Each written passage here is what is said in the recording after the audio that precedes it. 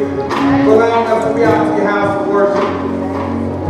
Thank you, God, for letting me stand here today. God, now I know, I say it every time I get up and preach, I am not the real preacher, the Holy Spirit is. Holy Spirit, I submit myself to your authority. Use my body, my voice, body language, mannerisms to preach this sermon, God.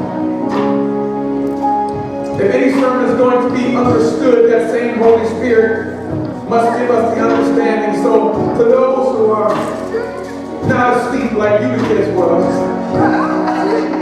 to those who are sitting patiently at their tent door, give us an understanding of this word that we've never seen before, so that we're able to stand on it and proclaim to men and women, boys and girls, that there is a God in heaven that knows and cares and desires a relationship. Maybe there's somebody here for the very first time. They might accept Christ as their personal Savior. We've seen it happen at 8:30, God.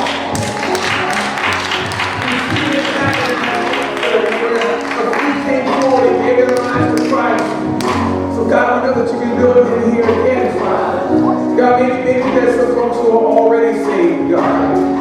Just haven't been motivated. You've been sliding them on their backside, Father God. But maybe after today, God, they're awakened. The Spirit might be restored. Breathe life back into them. So that their life might so shine before men, and men might see their good works but glorify you. Thank you, God. God, I pray that chains will fall off today. Chains of addiction, chains of depression, chains of anything that stands in the way of growing the right relationship with you. I'll study, I need your strength, prepare, I need your power, Lord. I'm ready and willing, but only you can make me able.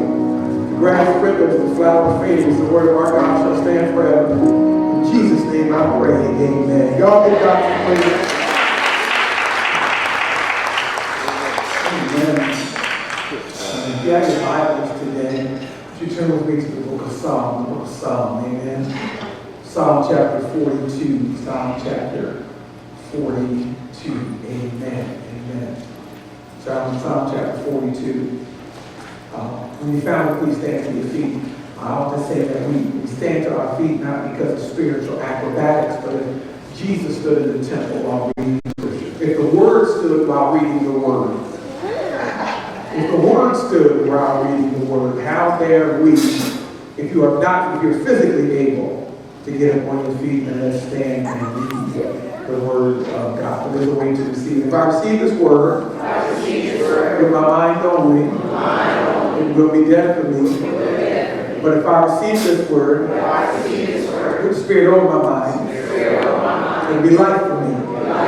And when your kingdom becomes my priority, its impact will be my reality. Lord, I don't need religious form of fashion. I need life. Maybe somebody say receive life. Somebody else say receive life. Somebody say receive life. Amen. Amen. Psalm 42, verses 1 through 3. Psalmist writes this: Judge me, O God, and plead my cause against an ungodly nation. Oh, I'm sorry, I'm 43. I'm about to preach something else. That's next week's sermon. That's next week. I had it done.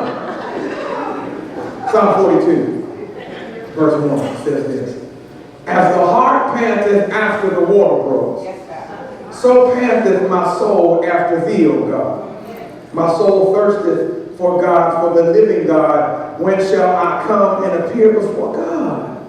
My tears have been my meat day and night, while they continually say unto me, Where is thy God? You may be seated. I'm going to preach from an apologetic standpoint. You know, as a preacher, preaches 2 different sermons a week and doing what I love, what I was created to do. You get your marching orders. There are expository preaching, exegesis. The Lord said, you're going to preach an apologetic one, which simply means today I'm standing in defense of God. Not that God needs anybody to defend him, but just that every once in a while his people need to be reminded of exactly who he is and where he is. And I give the title to the text, Where in the World is God? Where in the world is God? Well, to answer that question, the first declaration of the Bible is the declaration of the eternal being of God. The first revelation of the Bible is the divine revelation of the external existence of God. The first person mentioned in the Bible is God. The first name that appears in the Bible is Jehovah God. The first voice that was ever heard, the voice that brought the scepter of silence of the universe out of the absolute stillness, was the voice of God. The first ray of light that was ever shared forth to shadow the sable walls of the universe was brought about by God. Was brought about by the countenance of God. The first and only feet to tread upon the empty space of the abyss of nothingness and bring something from it were the feet of God. The first acts recorded in the Bible are the creative acts of God. The first and only hands to design and fashion this world and all the other worlds, plus all that they contain, are the hands of God. The first and only pronouncements of God's ingenious creative acts, good and very good, were made by God. You see where I'm going?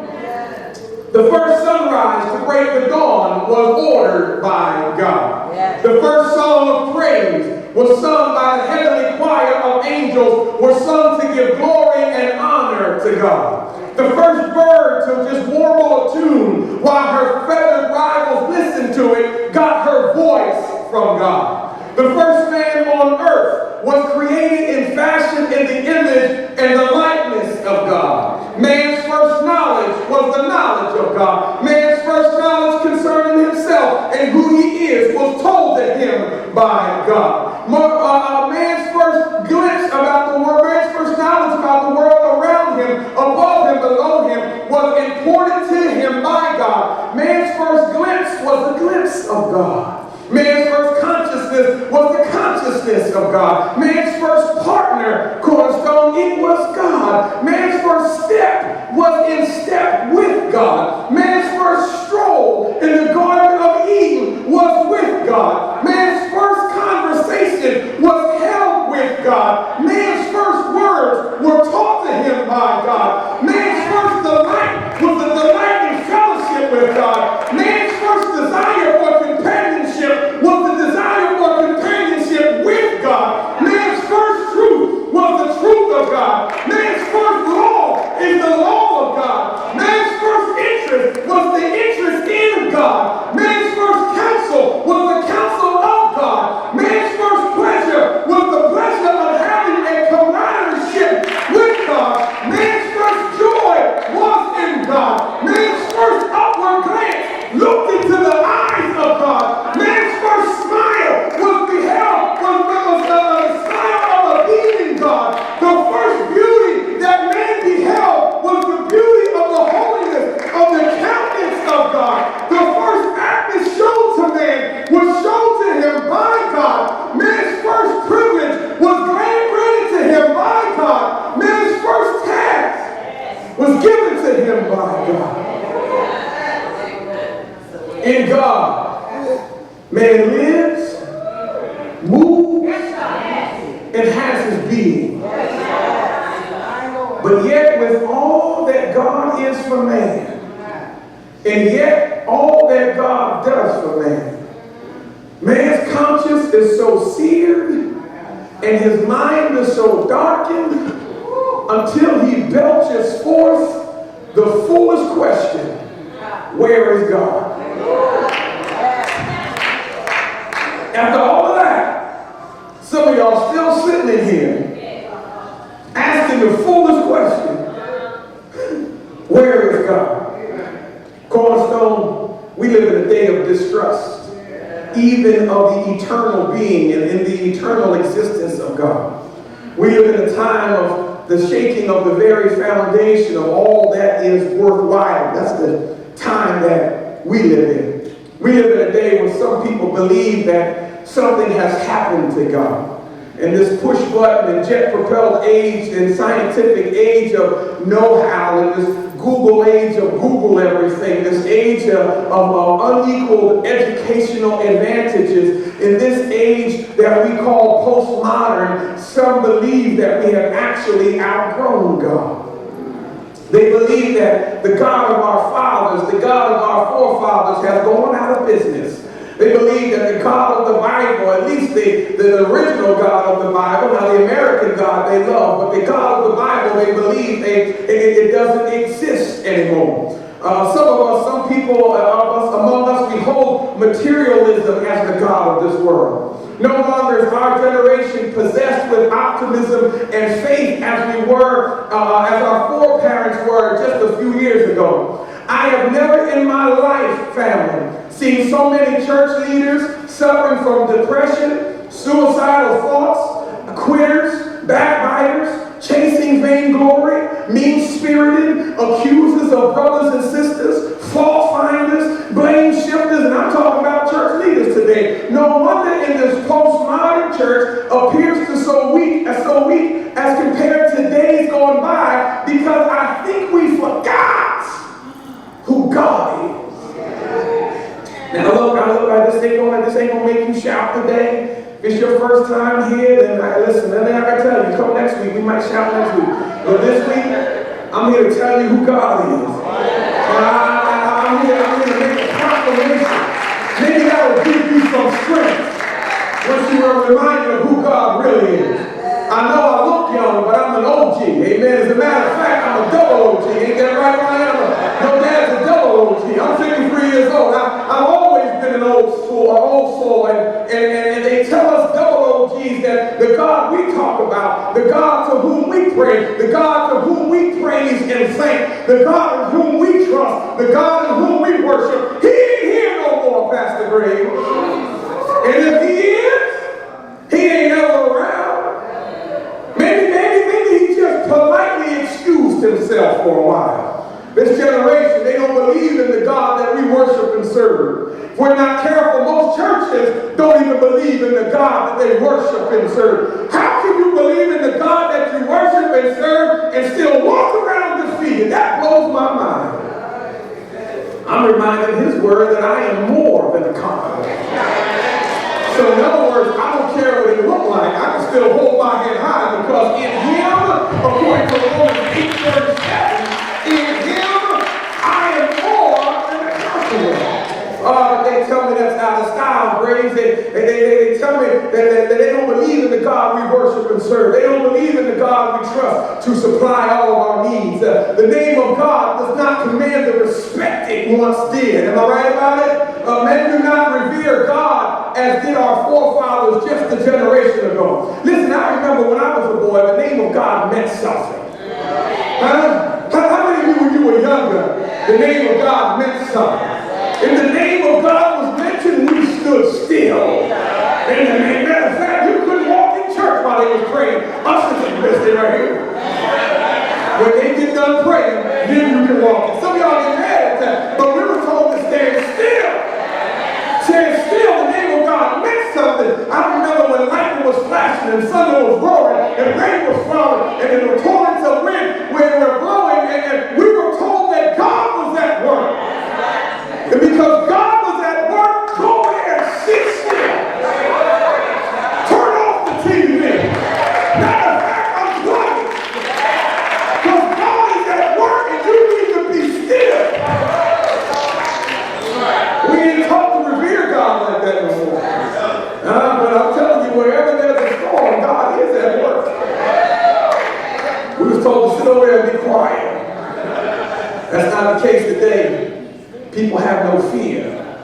Even when storms are raging, physical and any other storm are raging, people have no fear. They feel that it's just the working of nature and God's not in on it.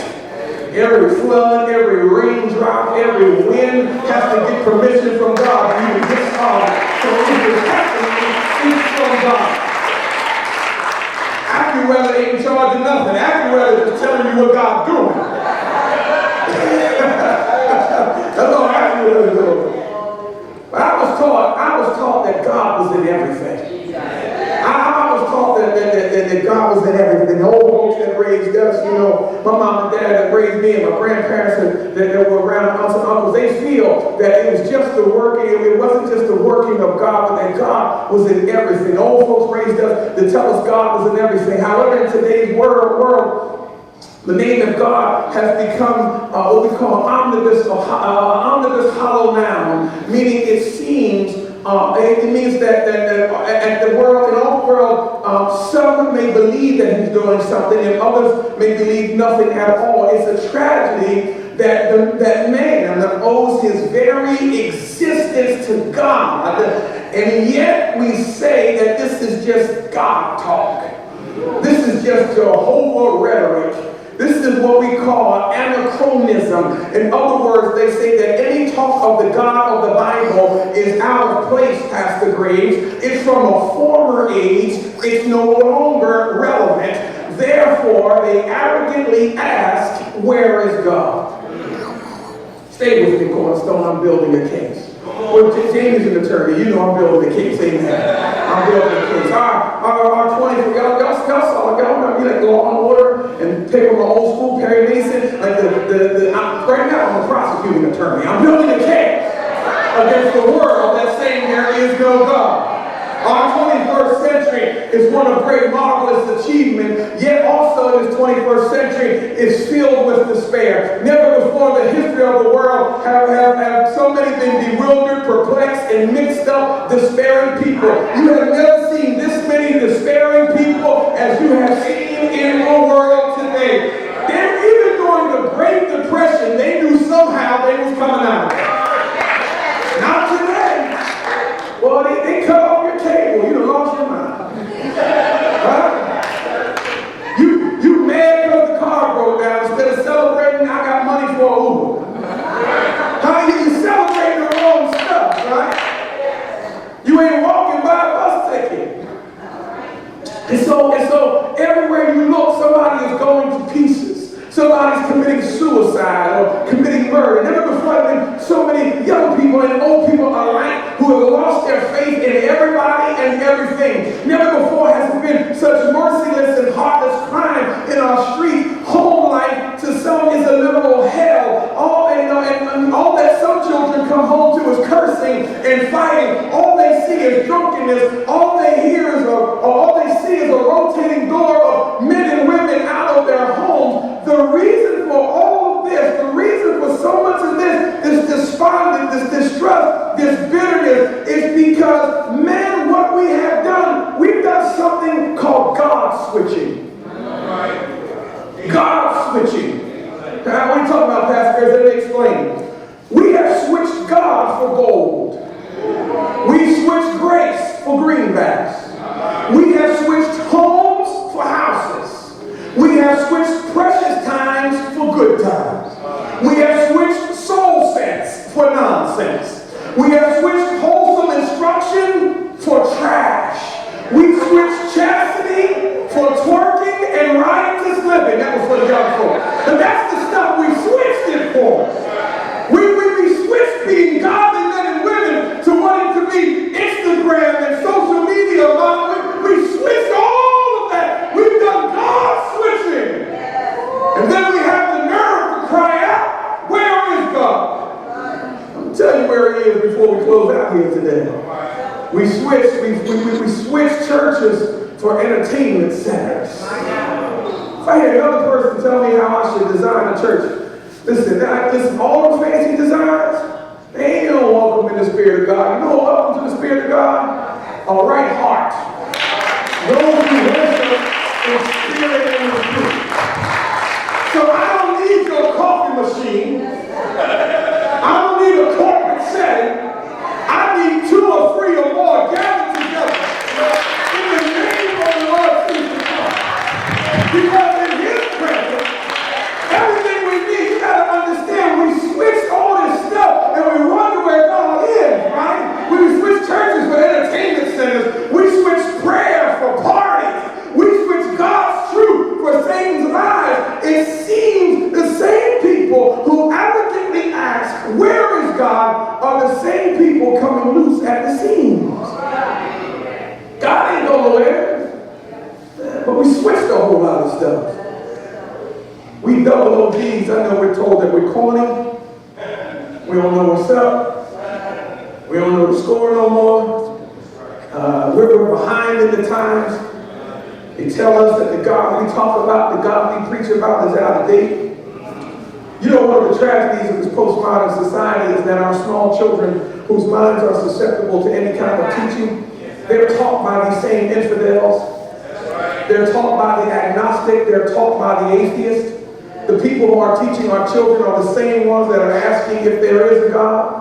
These are the same people who are asking if God exists. Pastor Graves, why is he hiding? These people are teaching our children to say there is no God. They ask, why does God keep himself in seclusion? They tell us that we've been brainwashed, right? But may I remind you that God is a God who cannot be seen with the natural eye. Jesus said that no man can look at the face of God and live. People who think they want to see him in his absolute holiness, you really don't want to see God in his absolute holiness.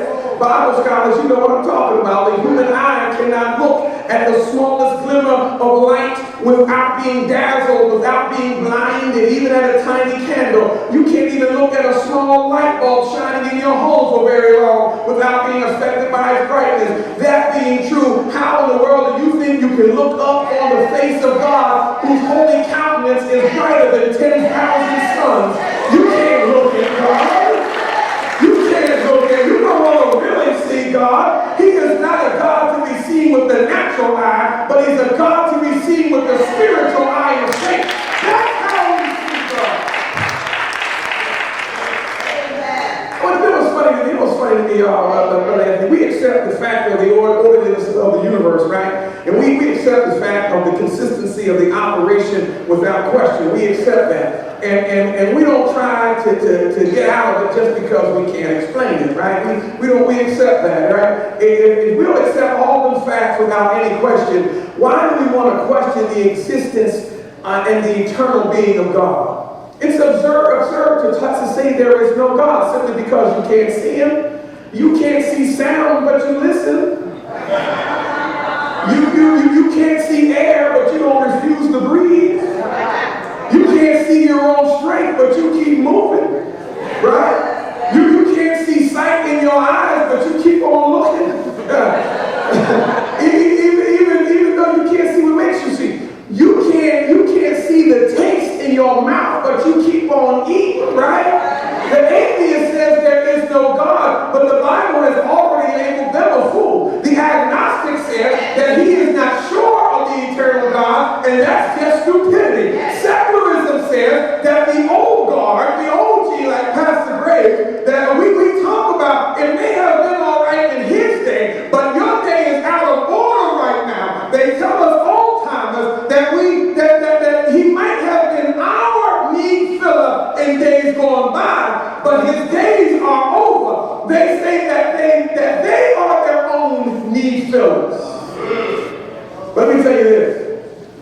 The God I serve, who I'm giving a defense of today, he's up to date, he's down to date, he's before the date, he's beyond the date, he's the date of date, he's before time, he's outside of time, he is the time of time. That's the God I serve. I don't know who you serve. I'm talking about the God I serve. There are those who say the world has come of age now. They don't need God as their problem solved. They believe that the answer to the main problem is, you go see somebody and talk about it. And that's the answer to everything. Pop a pill. You just need, I have the pleasure of talking to people all around the country, and you'd be surprised how many things they try besides God. You'd be surprised. They try everything from hanging crystals and spirit catchers. Yeah. They ain't never read the Bible. They try everything from how they decorate their house to get this people that you never read your Bible or met the man that gives you peace that passes all understanding. It's foolishness. Sometimes it seems that, and I know in the world sometimes it seems like they could have a point, but the most convincing fact I've seen sometimes, if you look at the world, they might see that they have a point, they have something going on them, they look happy-go-lucky year after year, their conscience never seems to bother them. I'm talking about the godless, I'm talking about those who say there is no God, and yet still, believer, you come in here and you come in here and with your problems, you give them to the Lord, you cry tears, you're not sure tomorrow what's going to happen, and it seems like the ungodly are prospering while the godly are not, but I'm here to tell you it is not so. It is not so. It is not so. For some believers, tears are their meat in the night seasons. We see it right in the Psalms. The storms of life rage against some of us. And we question the howling wind of confusion that happens in our lives. Pastor, I'm a believer, and I cry out, God, I'm a believer. For some of us, temptations chew at the very heart of our relationship in spite of our desire to live right, true, and godly. Often Christians are abused for no just cause. Sometimes we are hated without provocation. Many times we are labeled as irrelevant because we don't run with the crowd. Some Christians face crisis after crisis after crisis. You've tried to raise your children right, and yet they are ungodly, and the current culture begins to poison their minds before they reach their teenage years, and we cry out, God, where are you? Seems like the world is laughing at us. Seems like the world is mocking the believer. Where is your God? You served him all those years. You get up, you go to Cornerstone, all these different churches. Where is your God now? Why doesn't he come to your rescue? If he loves you like you say he does, why has he deserted you when you need him the most? The wicked rejoice when the godly meet different reverses in life. They like to say, where is your God? What it does, it gives credence to their argument. I said it earlier, sometimes it appears that they are right, but they are wrong. Let me tell you this story. It's told of a teacher in a certain city who was an atheist. One day he wrote on the blackboard, God is nowhere. God is nowhere. And he left the room. There was a young boy in there who was a Christian. He took the same word, nowhere, and he divided it in two and wrote, God is now here. Now listen. He took God is nowhere and split it and said, God is now here. How right the boy was. No matter what it looks like, God is now here. I just stopped by to tell you on my way to heaven, don't be discouraged because God is now here. In spite of the fact that this world order is becoming disorderly and chaotic, in spite of the fact there are those who lose their lives by catastrophe and illness, I'm just standing here today on behalf of our God to tell you that God is now here. In spite of the fact that men and women are made to suffer under the oppression of dictating tyrants, in spite of the fact that dropping rain is the pronouncement for some people that it's over, in spite of the fact that natural catastrophes level cities, in spite of the fact that there are terrible internal things happening that could ruin our individual safety, I'm trying to tell you that God is still here. God is now here. God might be absent. You might think God is remote. In spite of the fact it might appear that God has excused himself. In spite of the fact that it might appear that God is out to recess. In spite of the fact that it may appear that God is hidden from view, the boy was right. God is now here. Let me just tell you parenthetically, let me just tell you, since that God is a spirit, he's not just here and there, God is everywhere. Do you want to know where God is? You've been waiting this whole sermon. I see you with your arms folded. Some of y'all nodding off like Eutychus did in the book of Acts. About to fall out the third floor window. I'm going to tell you where God is. God is where the action is.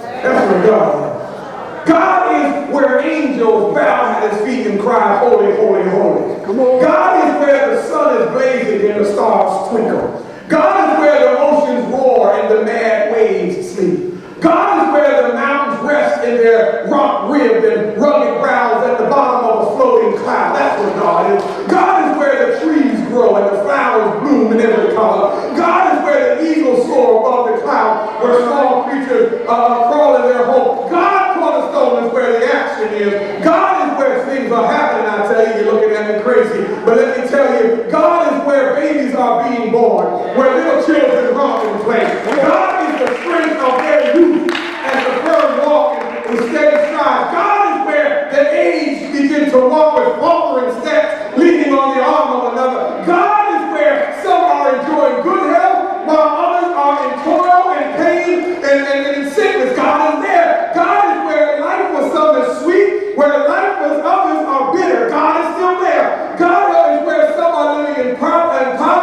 God is where others are living in prosperity. My God is there. He's everywhere. God is where some of y'all can shout. God is where the drunkard wallows in the gutter, because you used to be that drunkard and God kept it. God was there. God is where the prodigal son is sitting in the hog pen, hungry and dirty and lonely and alone, penniless, and mothers and fathers watch and wait for their children to return. They are kept because God is there. God is in the jail cell of the criminal. God is in the sea with the lonely heart. God is there. God is where men lie on the Jericho road, struggling in blood and pain. God is there. God is with the outcast. God is where the action is. God is with the outcast, offering them joy, offering them peace of mind, though the world is cast them aside. God is in the cancer ward. God is at the dialysis center. God is in the rehab center. God is in the assisted living home. God is at the gym. God is at your office. God is in you in your car. You drive your car. Do you want to know where God is? God is where the action is. That's where my God is. God is in the raging storms of life, speaking and commanding contrary winds to be still in your life. God is where the burdens of life are heavy to bear, and he's saying, come unto me, all ye that labor and are heavy laden, and I'll give you rest. God is where beauty is faded with the passing of many years, where your back is now bent with the weight of all your days. God is where some of you are drawing your dying breath, and where loved ones are left to mourn and long. God is still there. God is there. God is there when you are enjoying your family and where others don't have a care or anyone to care for. God is there. But not only Cornerstone is God in the world. God is in his church. God is in his church that he gave to preserve the world. More specifically, because I'm preaching to you, God is in Cornerstone Community Church. How do I know? God is in the rejoicing heart of those who came to worship him. That's where God is. God is in his church giving grace unto the humble. That's where God is. God is in his church giving spiritual food to those who are hungry. That's where God is. God is in his church giving spiritual water to the thirsty. That's where God is. God is in his church giving hope to the despairing. God is in his church reviving droopy spirits. That's where God is. God is in his church making wise the simple. And some of y'all simple out of us. And I thank God that God is in the church making wise the simple. God is in his church being a blessing to me. God is in his church being a blessing to you. God is in his church blessing the merciful. God is in his church blessing the pure in heart.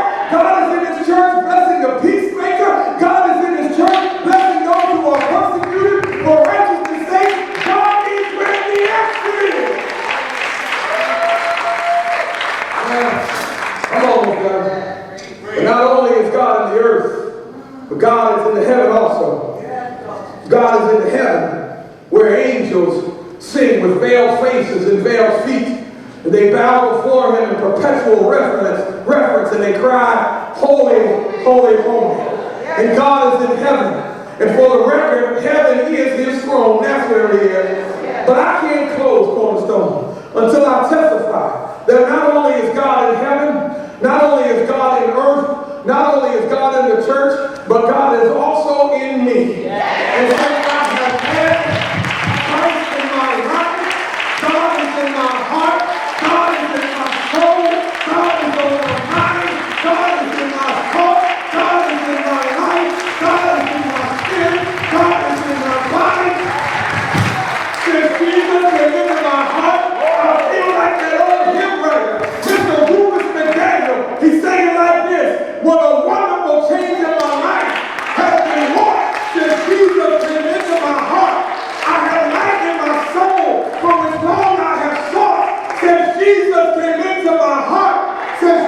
can admit